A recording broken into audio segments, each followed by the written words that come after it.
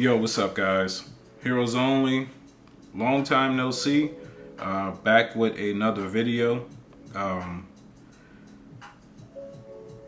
This is going to be a deck profile for a Artmage K9 deck that I came up with. 100% original idea. Shout out to my cousin for showing me how cool the Artmage cards were. And it inspired me to want to play them. I was like, you know what? Those cards are kind of cool. And I went to the World Championship celebration 2 weeks ago. I got second place. And I got one of these exclusive World Championship envelopes.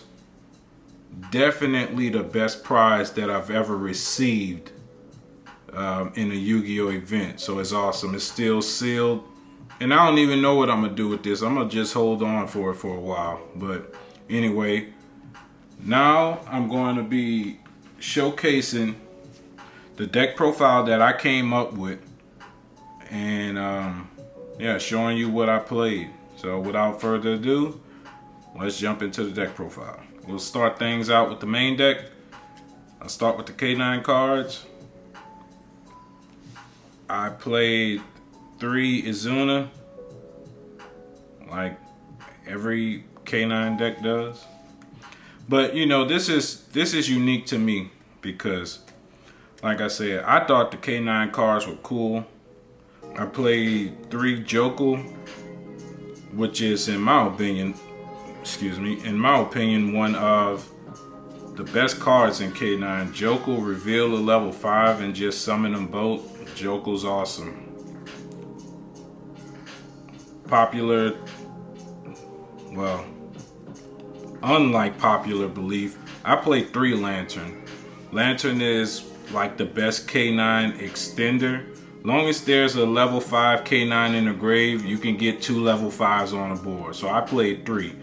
And plus, this is not K9 Vanquish Soul. The broken version of the deck involved Vanquish Soul. If you don't have Vanquish Soul, you gotta play K9 True to Form. You have to.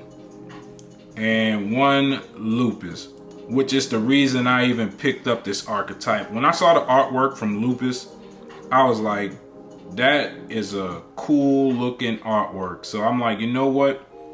I'm gonna pick up those K9 cards. And when it came out, I did. So that's it for all the K9 monsters. For consistency purposes, I played 3 Ks for K9. You want to be able to get the K9 cards going right away. Dropping down a Ripper and having a negate on the board immediately is really good. And then last K9 card is X-Force Release. Honorary K9 card, Chaotic Elements.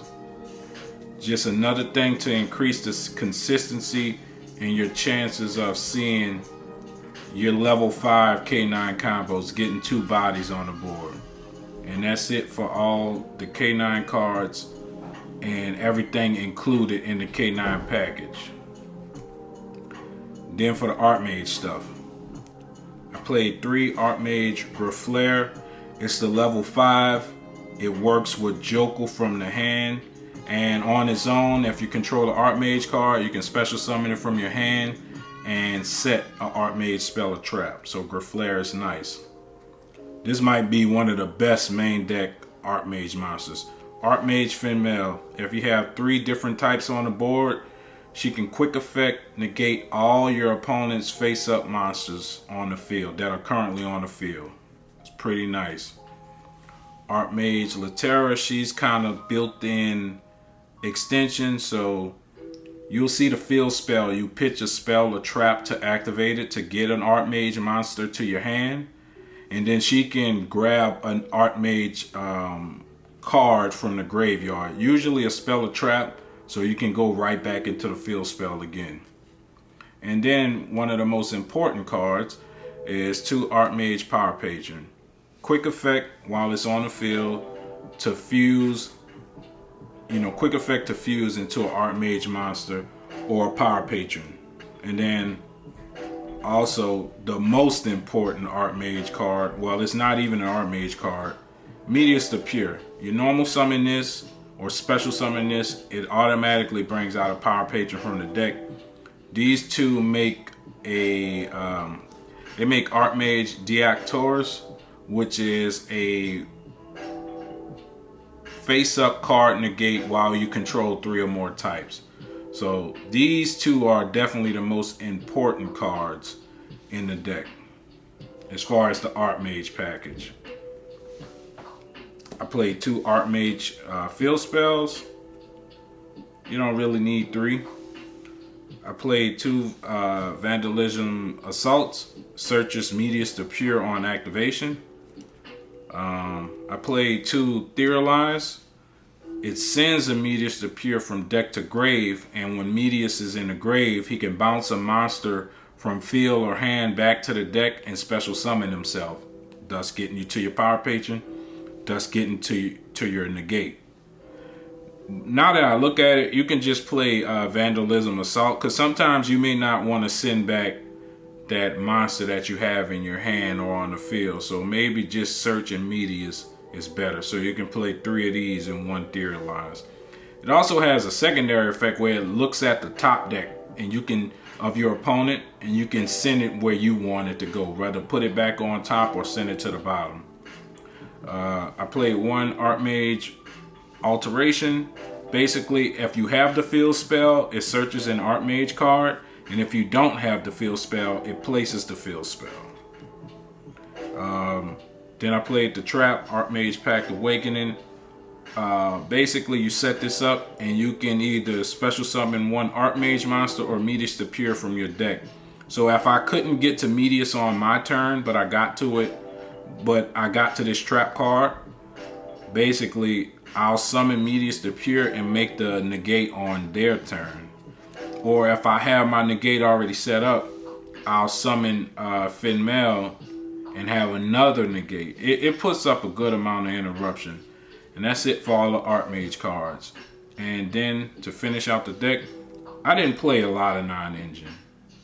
I simply played 3 Fulos and 3 Ash. That was it. 40 cards exactly. 17 K9 cards, 17 Artmage cards, 6 hand traps. 40 card deck. And it worked out really well. Next up is going to be the extra deck. So I played 3 Ripper. As long as you can get your level 5s on the board, it's good to have multiple copies of Ripper. Really solid card. I played 1 of the Werewolf. It doesn't always come up, but I mean, it's got 3,300 attack. It's pretty solid. 2 Nash Knight, so that's it for the K9 monsters.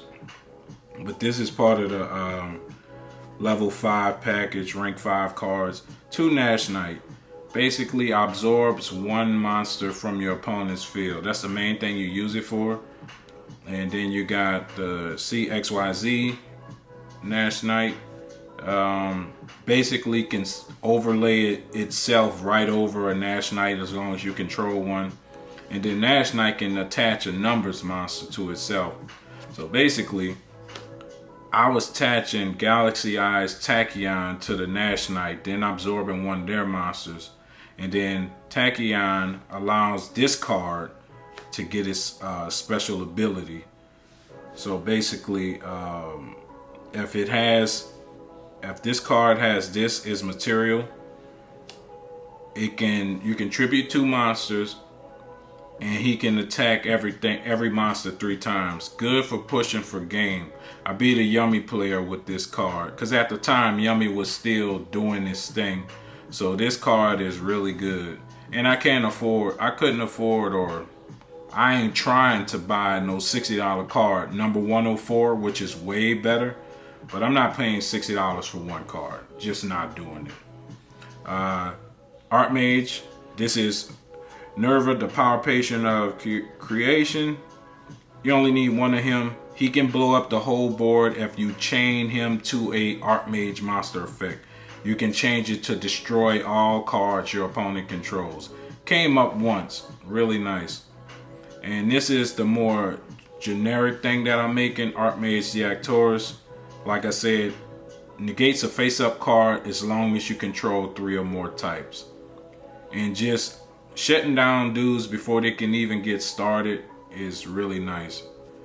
And then last but not least, 1 SP, and I played 2 Typhons. Typhon can come up big, and Lupus can just bring this card out, you know, using itself when as a quick XZ. So that's it.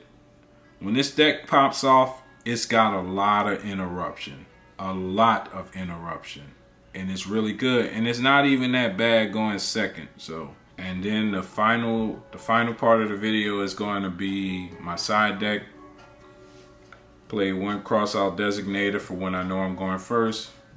1 call by for when I know I'm going first. It helps out a lot to be able to stop Droles. Droles wasn't really being played like this like 3-4 weeks ago. So Droles wasn't that heavy, but some people were definitely still playing at least 1 or 2 Droles. So it was good to have cross out and call by.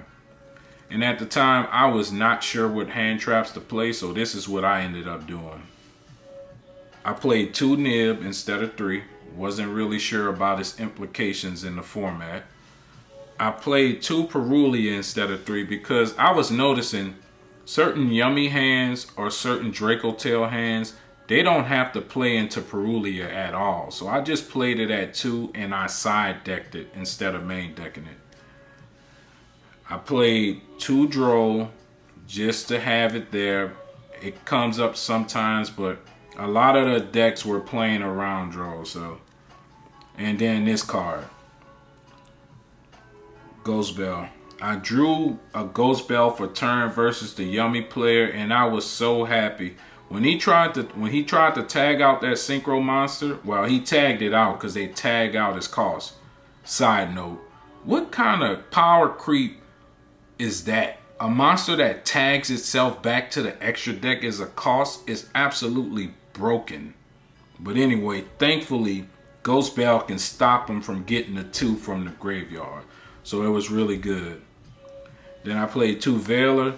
It's good against Draco Tail in a sense of if they use their big fusion monster to try to add back cards from the grave, you just Veiler it or Imperm it. And that was it for the side deck. Worked out really well. Now, in these days, you know,